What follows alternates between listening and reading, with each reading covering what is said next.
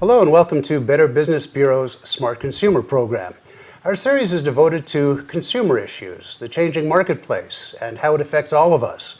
During the series, you'll meet people from the private sector, nonprofit organizations, government representatives, as well as your Connecticut Better Business Bureau itself.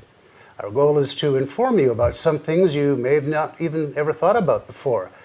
We know that the marketplace has evolved dramatically over the past 2 decades, and there are always new things to learn about in the changing consumer marketplace landscape. Better Business Bureau and state government agencies, as well as federal government agencies, are helping you understand the changes and the new tools being offered to make our lives easier. So let's start the show with a few questions to ask yourselves. When's the last time you took a vacation outside the country? Do you have a passport? What's the process like if you want to get one? Well, joining us now to help sort all of this out is Heather McHugh from the Connecticut Passport Agency.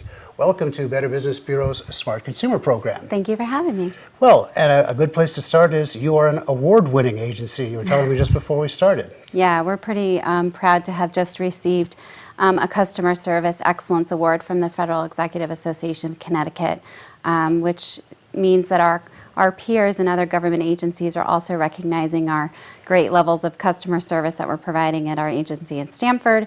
And within the department, we just received the Secretary's Award for Customer Service, which is also quite an honor. So we're pleased to be great at customer service. Well, congratulations, because we know in the business world that with price points the way they are, customer service is often the deal maker, deal breaker. Yeah.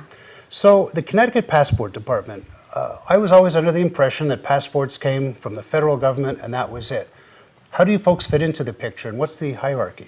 Well, we are a part of the U.S. State Department, and within the U.S. State Department is the Bureau of Consular Affairs, and that bureau handles mostly visas, passports, and overseas citizen services. Within the Bureau, we're in a directorate called Passport Services, and that is what we do. And there are 27 agencies across the country that provide in-person service to the traveling public who have urgent travel needs. Now, you folks are involved in an initiative that has pretty much changed the pace at which people are asking for passports. Can you tell us a little bit about that? Sure. Nearly 10 years ago, the Western Hemisphere Travel Initiative went into effect.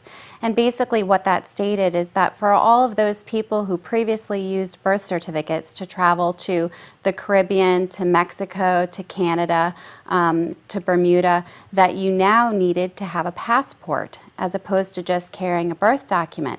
And that, of course, beefed up the number and the volume of passports that were required to travel outside the United States. And so with those people getting passports in 2007, there's now that renewal period coming up now, which is causing us to have a surge of renewals. And we've been preparing for that for about 5 years.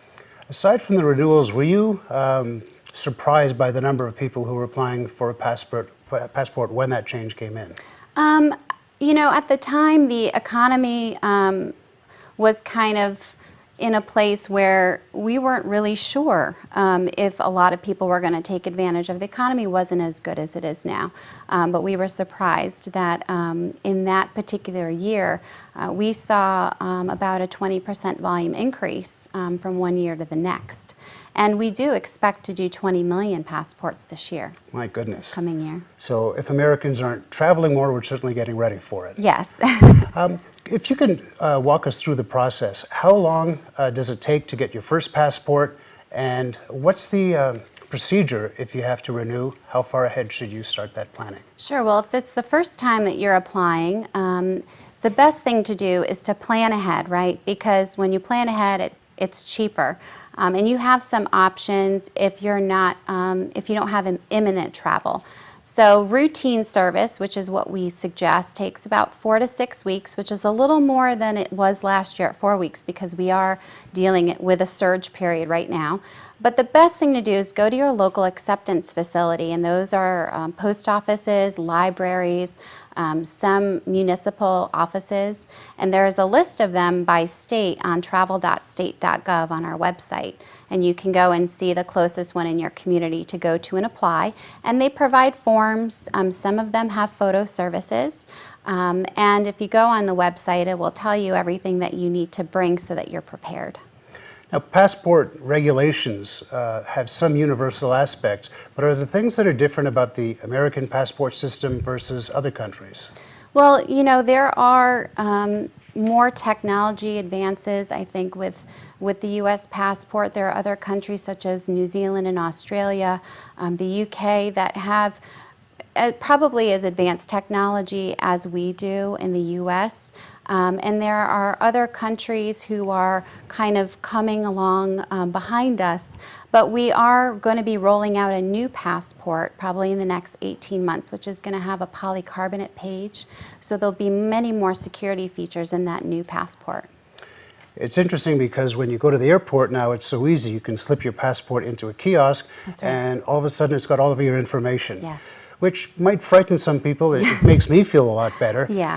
But if we think back 2 decades ago, we've saved a considerable amount of time by instituting that. Absolutely. And I think that security-wise, it's definitely better because the agencies that need to communicate with one another, such as Customs and Border Protection and the U.S. State Department, were able to communicate our biodata information for these applicants through the use of the chip. So when someone passes through the border and they scan that passport, it brings up an image for the patrol officer to compare to the physical passport. And that was a vulnerability, you know, up until the time that that technology was available. I noticed on my passport there is a little chip on Yes. the cover of it. Yes. And there's some folks who are saying, like chip cards, someone can read your passport if they pass close enough to you with a device they can get on the internet. Do you folks heard about that? We have. You know, it's best not to carry anything with an RFID chip in your pocket. There are technologies out there that are pretty advanced that can potentially pick up some of that biodata information, but it is very difficult to do. So to put it in a bag or, you know, a secure carry-on item is probably your best bet. You don't want to carry it in your pocket also because you don't want someone to steal it or you don't want to lose it. Right. But the way that the chip is placed in the book, it is meant to preserve the biodata for that applicant. And the pages in the book itself now have a lot more security features so that people can't make a counterfeit passport or tamper with the passport. So those security features are pretty valuable. And they are going to get more sophisticated. Yeah, and they're going to be much more sophisticated. Do you have anything in the works that will make this system, and I'm probably asking a lot, but anything in the works that will make our travel go even faster once you get past security? I think, again, it takes interagency effort for the traveler to get the best service in the airports. And so when we're able to work, we do a lot of interagency outreach with TSA and with CBP because you have the Global Entry Program, you have TSA Pre, at the borders you have Sentry. So it's these services combined that really give the traveler the most efficient means of passing through borders and through the airport. Now, you just mentioned 2 programs, and it does deserve to be talked about at this point. What are those special entry programs, and why are they valuable? Well, TSA Pre, I think, is great because it provides a convenience. I mean, it's like an express lane through security. And a lot of federal employees, we're lucky enough because we have clearances that we get TSA Pre as part of having that clearance. But for most people, they do need to apply for it. There are background checks that are done and so forth to clear people so that when they move through the airport, it's easier for them. Global Entry is similar in that you have much more heightened background checks, you have in-person interviews, there's a fee involved, and for those that travel overseas on a regular basis, it makes your re-entry into the country much more convenient. And we're all looking to save time on that. Yes. Is there a system, and I know I'm jumping back and forth a bit here, is there a system for people who need an expedited service in getting their passport? Sure. Right now we offer an expedited service that takes about 3 weeks to turn around, and there's an additional fee for that. So you would add $60 per application to have your application and passport expedited. And when you go to the agencies in person, we automatically charge that expedite fee because we're turning it around so quickly. Applying in person at an agency requires you to be traveling traveling imminently within 14 days. And you have to show proof of departure and so forth. So coming to the agency basically lets us know that you have an emergency and that you need to turn it around quickly, so we do charge the expedite fee. Some folks look at the passport as being an identity document that they can carry with them on vacation. Sure. Should we be doing that, or should we be leaving it in the safe in our room at the hotel? I'm really glad you asked this question, because when I have the opportunity to work at the public counter, which isn't as often as I'd like, I often suggest to people who are tourists going overseas that they get the passport book and what we call now a passport card. The passport card came right after the Western Hemisphere Travel Initiative, and it was to facilitate crossing the borders to Canada and Mexico. So you could drive across with a passport card, and it's cheaper. It's a cheaper means of just passing through those two borders. The passport card you cannot use for air travel. However, because it's the size of a license, you can keep it in your wallet and you can lock up your passport book in the safe. So that's what I recommend if you're staying in hotels or in places that you haven't been, that you're not familiar with. Lock your passport book in the safe in your hotel room and carry the passport card with you in case something happens to you when you're out and about. Now, aside from having problems at the airport, a missing passport or a stolen passport is a very big deal. Yeah, it's a serious thing. The passports are, as you can imagine, very valuable on the black market. And people's identities, also with the internet and with the advanced technologies that we have, are getting stolen quite frequently. A passport, because it can be used as both citizenship and identity, is an incredibly desirable document. So when you have a passport, if you do lose it, whether you lose it in your house somewhere or it's stolen from you, you do want to report it right away. And if you are in the United States and you lose it, you call the 1-877-487-2778 number, and you can report it lost or stolen, and they'll put basically a flag on that passport number, so if someone finds it and attempts to travel on it, they'll be pulled aside. If you're overseas, the best thing to do is to call a local consulate or embassy to report it lost or stolen. Have you heard of any stories? Actually, let's go back a bit. Yeah. What is the history of a passport? What was the main idea behind it, and when did it come to be? Well, early in the history of our country, we had secretaries of state who were traveling across the ocean to go and try to develop our diplomatic ties.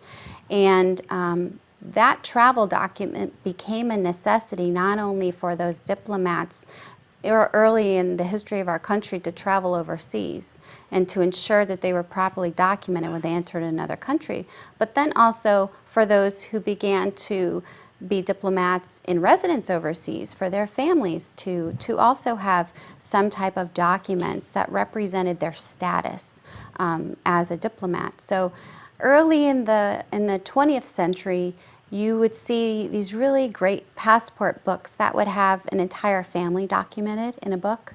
And when you see them, it's really kind of a joy, because you get to see so many stories of these families that either naturalized in the United States or took their first trip overseas. So the country is rich in history with the passport as a travel document. Now, in the 21st century, it has become more than just that travel document. Now it is also an identity and citizenship document.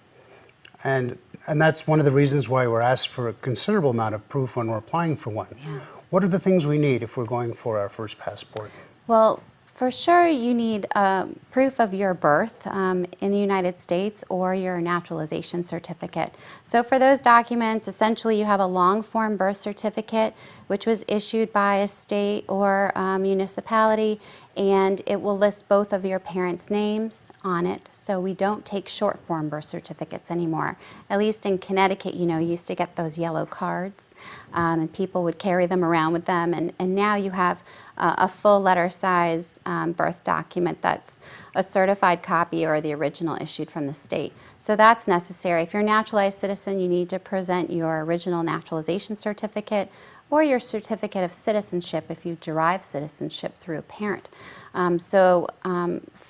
For those circumstances, those are documents we need. In some circumstances, for those who are U.S. citizens born overseas, they would provide a consular report of birth abroad. So that covers the citizenship piece. And then you need, obviously, an identity document, most frequently a driver's license. If you provide a state ID card, you do have to provide secondary ID with that in some states, and Connecticut being one of them. You also need a passport photo. If you are requesting expedited service, it's always good to have proof of your departure so the agency can ensure you don't miss your trip if you're cutting it really close. And then, of course, the fees, right? So if you apply at an acceptance facility, they're going to charge you a $25 fee for processing the application, whereas the passport fee is $110 for adults. For minors, it's less, but you can expect to have 2 payments if you go to an acceptance facility, one for them and one for the State Department. And what's the typical turnaround period for a first passport? If you just need routine service, right now it's going to be 4 to 6 weeks. In many cases, it's faster than that. Our peak time for issuance is between January and August. So if you apply between January and August, you can expect for up to the full 6 weeks for the return of your passport. If you apply September through December, we might surprise you and send it to you much earlier than you expected because we don't have the same load that we do the rest of the year. Has technology made issuing a passport, doing the background checks, significantly easier than it was 20 years ago? Well, you know, it's a double-edged sword because I think security-wise, we have much better resources now. Not only are they more efficient, but we tap into a multitude of databases. And so we can get instant checks where before you would have to do manual checks for different databases. So it took longer to adjudicate an application. However, we now take more time in our process to adjudicate than we used to. So it kind of balances out. Specifically, you know, we're looking for to ensure that the person is who they say they are. So we're taking more care matching signatures on applications to IDs, matching photos of previous passports to the ID to the passport photo that's on the application. So there's more steps that we're taking to ensure that the person who's applying is who they say they are and that they are entitled. So generally speaking, about 12 people in an agency will touch an application. And that it can stay in the agency anywhere up to about a week to 10 days. The rest of the time has a lot to do with the printing, the return mailing, and then the mailing from the acceptance facility. And one of the things that we should know is we do have to mail a passport that is about to expire or has expired to get a new one. That's correct. You do have to mail it back. If it is in good condition, you will get it back. So for posterity's sake, you can keep all of those stamps you had going to Cancun on your honeymoon. But if it's damaged, you know, if it went through the wash, if your dog ate it, you spilled ketchup on it, whatever happened to it, if it's significantly damaged, we will not return it. I don't have a dog, I have a parakeet, and I don't think she could do that. She could certainly try hard. When you're doing customer service, what are the kinds of things that people come in to ask about? I think, generally speaking, inside the agency, because we're dealing with urgent travel, we get a lot of people who were turned away at the gate at the airport, and they're feeling really anxious because they didn't realize that the country that they're going to requires them to have 6 months validity remaining on their passport when they re-enter. And this particular rule, and in some cases it's less with other countries, some cases it's 6 months, but this particular rule has caused travelers a lot of heartburn. So the one thing that we do want to communicate is check your passport when you make your reservation. Make sure that when you return from the end of your trip that you do have 6 months validity remaining on it. So this must have caught some people by surprise, people who thought the expiration date is the expiration date. Exactly. And that's not the case. Not anymore. Are there online services to help folks from your department? Yeah, travel.state.gov I think is the best resource that the department offers for anything that's travel related. So not only passport information and forms and lists of acceptance facilities, but also travel warnings to certain countries. You can find out up to the minute travel warnings on that site, which is great because you want to know what you're getting into, where you're going. And also you can document your trip, so that if something happens, let's say natural disaster happens where you're going, the department will know that you're there and will make efforts to find out your whereabouts and to assist you with returning home if necessary. And yes, State Department will tell us what areas are safe, what areas we shouldn't congregate in. Right, yeah. There's, especially with some of the terrorist incidents that have happened around the world in recent years, there's some countries where they will tell you very specifically, don't go to malls, don't go to, concerts or whatever. And it's very few places, but there's very specific information on there for travelers. So the Connecticut Passport Agency is really an important link in a chain that helps protect us. That's right. And we do a lot of interagency work with our local USCIS office, which is Citizenship and Immigration Services in Hartford. We work with congressional offices very closely to help their constituents who may have complex citizenship issues that they're trying to resolve. We do try to reach out to customers if they have a complex case and they're not sure how to obtain particular documents. We'll try to advise them on the best ways to do that. Any way that we can help to make the process smoother for the American public, we're happy to reach out and do that. We do a lot of outreach in the community as well. Wonderful. Yeah. Very important for all of us. Yeah. Heather, thanks so much for joining us and nice to meet you. Thank you so much. Take care. Thanks again to Heather McHugh, the Assistant Director of the Connecticut Passport Agency. Thank you so much for joining us today. That's it for this episode of Better Business Bureau's Smart Consumer. We aim to bring you helpful information to take advantage of the many services available to us. But the most helpful thing that you can do is share this information with your family, friends, colleagues, and neighbors. Better Business Bureau would like to extend its thanks to Nutmeg TV and its staff for allowing us to share our information with you. We'd also like to thank you for joining us and thank you for allowing us into your home. We look forward to seeing you next time.